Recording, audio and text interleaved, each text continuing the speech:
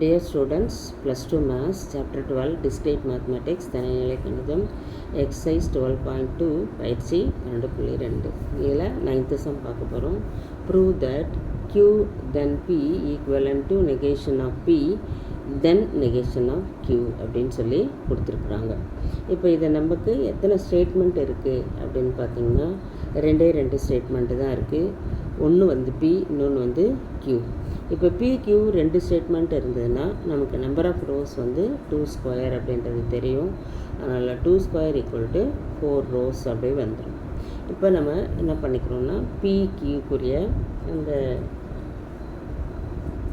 Truth table first நம்ம இங்கே எழுதிக்கிறோம். ஃபஸ்ட்டு காலமில் வந்து நம்ம எப்படி எழுதணும்னா Pக்கு ரெண்டுமே டிடின்னு கொடுத்துடணும். அதுக்கப்புறம் 2 ரோக்கு எஃப்எஃப்னு கொடுத்துடணும். Q வந்து டிஎஃப் அப்படின்னு கொடுக்கணும்.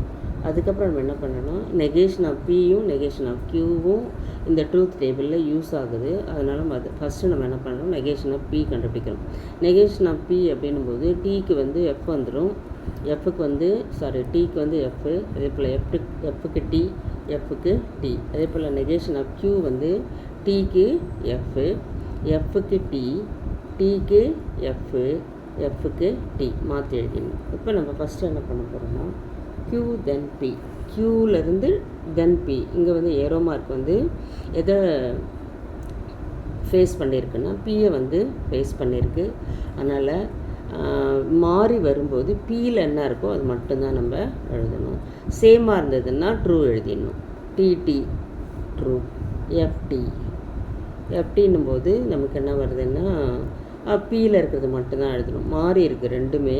அதனால் Pயில் என்ன இருக்கோ, ஏன்னா ஏறாமல் இருக்கும் வந்து டுவர்ஸ் Pன்றதுனால Pயில் இருக்கிறத மட்டும் எழுதிக்கணும். அதே போல் டிஎஃப்னும் போது எஃப் எழுதிக்கணும். எஃப்எஃப் வந்து சேமாக இருக்கிறதுனால அது வந்து ட்ரூ வந்துடும் நமக்கு.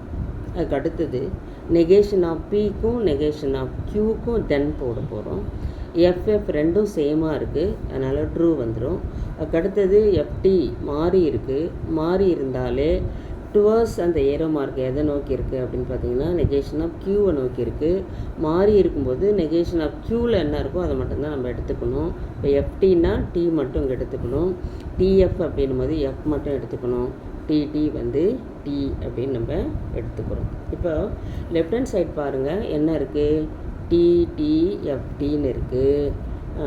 ரைட் ஹேண்ட் சைடு வந்து டிடிஎஃப்டின்னு இருக்குது. அப்போ ரெண்டுமே வந்து நமக்கு என்னவாக இருக்குது, ஈக்குவலாக இருக்குது. லாஸ்ட்டு 2 காலம்ஸும் நமக்கு எப்படி இருக்குது, ஈக்குவலாக இருக்குது. அதனால் கொடுத்துருக்கிற ட்ரூத் டேபிளை நம்ம என்ன பண்ணியிருக்கோம், இந்த ட்ரூத் டேபிளை சரி அப்படின்ற மாதிரி ப்ரூவ் பண்ணியிருக்கோம். இந்த லாஸ்ட்டு 2 காலம்ஸ்லேருந்தே நமக்கு அது தெரியும். தேங்க்யூ.